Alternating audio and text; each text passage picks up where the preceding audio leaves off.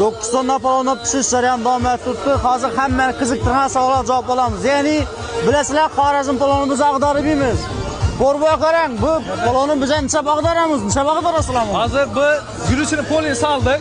Endi bu hamma yeri bir xil qaynagandan keyin dama qo'yamiz. Dama qo'yganimizdan keyin 1,5 soatdan keyin guruchimizni bir chetdan ustini tiyini ustidan chiqarib chiqamiz.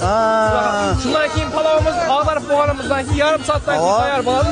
Bu uchun bizga 2 soat vaqt kerak. Palovimiz tayyor bo'lishi uchun. Xudo xohlasa 2 soatdan keyin xalqimizga tanovul qilsa taqdim etamiz. Shunda demak, hozir Xudo xohlasa boshda chalmasdan burun bir ag'darasizlar. Keyin Xudo xohlasa bilan 2 soat tayyor bo'ladi, solinadi.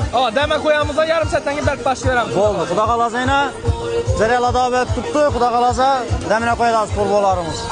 Xalqimizga aytib qo'yamiz, yetib qolmanglar. Palovimizni tarqatincha ham 6 soatda solib qolamiz. 9 tonna palov. Bo'ldi. Xudo xohlasa hammani ardaqi va'da kutamiz, bemalol kelaverasizlar.